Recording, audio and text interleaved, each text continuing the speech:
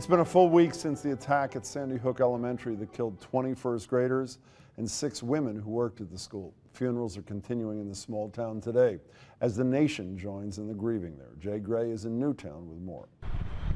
A week later, in the wake of the chaos, there is quiet. Millions across the country pausing to remember. The silence slowly giving way to church bells, chiming 26 times.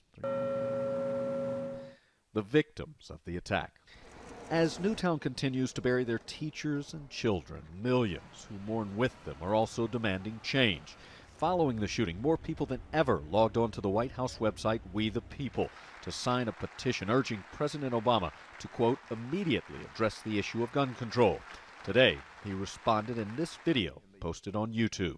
I will do everything in my power as president to advance these efforts. Because if there's even one thing we can do as a country to protect our children, we have a responsibility to try. And today, for the first time since the tragedy, the National Rifle Association defined publicly its position in the growing debate over guns. I call on Congress today to act immediately to appropriate whatever is necessary to put armed police officers in every single school in this nation. As this grieving community continues to say goodbye. My guest is James Alan Fox. He's the Lippman Family Professor of Criminology, Law, and Public Policy at Northeastern University, written a ton of books, including Violence and Security on Campus, Extreme Killing, Understanding Serial and Mass Murder. It's good to see you, Professor. Thanks so much. You wrote a blog yesterday on Boston.com that everybody's talking about, top 10 myths about mass shootings. We're going to get to that in 1 minute, but just after seeing Wayne LaPierre, what's your quick take on what this NRA guy said today? Well, notwithstanding the dangers of having shootouts in a school setting, particularly when perhaps those with guns may not be fully prepared or trained and ready for something sudden like that. But we already have school resource officers, armed school resource officers in many schools. Columbine High School had a school resource officer, but he couldn't be in every place at every time. And what about the school buses?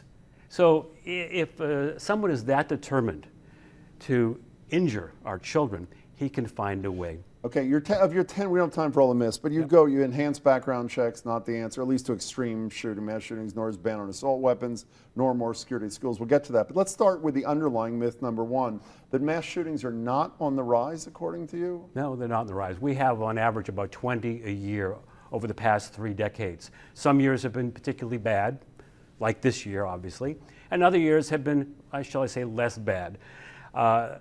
But there's been no upward trajectory. Of course, mass shooting, according to you, what, 4 more? 4 more people killed. Yeah. We kind of forget about those years when we had a series of shootings at a Luby's cafeteria and a McDonald's and a University of Iowa. So we've had bad years before, but we have a way of sort of putting that in the past. So like the so-called Mattapan massacre, which most of us don't see in that way, qualifies as a mass shooting. Absolutely. Of course, in this case, because of the age of the children, and because of the fact that they're white, upper middle class, we've had other school shootings of elementary kids before that didn't get the same publicity, one involving Southeast Asians, for example. But everything about this case pulls at the heartstrings and gets tremendous amount of attention. Plus the fact that it's near New York City meant that the national media could go back and forth and cover it all around the clock. So I mentioned, you're not saying these things wouldn't help on the margins, but the background checks, the ban on assault weapons, all the things that people like me don't say are the sole solution, but are the solution. You basically say there are myths around these too. I mean, just pick one and tell me. I mean, the assault weapons ban, which virtually everybody I know is, other than Wayne LaPierre, is calling for. Why is that a myth that that will help solve the problem? Well, the one we had in 1994 had an insignificant impact. Now there were tons of very loopholes for stuff manufactured in prior years. Sure, because we have so many in circulation. That would be true now too. Let me say, these are all great ideas. We should have a assault weapons ban. We should have intensified background checks. We should have closed the loophole for gun shows, and we should eliminate large magazines. Those will help take a major bite out of crime. But mass murder, old crime. Yes, mass murder may be a nibble. These are rare events. These mass murders are extremely deliberate and intent on killing, and they will find a way no matter what impediments we put in their way. We should be doing these things There are lots of reasons for doing it. It'll make it a less violent society, but it's not. So the question I'm actually nervous to ask you after having read this and having listened, so are you saying that there's essentially nothing we can really do? It may stop one here, but essentially these things are going to happen when there are people who are deeply troubled, or, I mean, these are not horrible criminals, most of these people. These are people who have serious mental disorders. Your position is they're just going to happen and happen and happen and happen? You know, the 300+ million Americans, we have a very small handful, a dozen or so each year, who go on these rampages. You think we can spot them? No matter what characteristics you identify that they have, there are many, many more who have the same characteristics and are not at all dangerous. So we should be doing these things, yes. But it's going to be very difficult to try to stop this. Now, those people who say we need to do X, Y, and Z to ensure this never happens again, if that's your expectation, you will be disappointed. Okay, so I think we can reduce the likelihood a little bit, but we're not going to eliminate the possibility. So I asked your colleague Jack Levin, your great colleague Jack Levin, this question the other day. Let me ask you now. You're the czar of this. You can do one thing. It's not going to eliminate it. It'll take a larger bite. What's the one thing you do, James Alan Fox?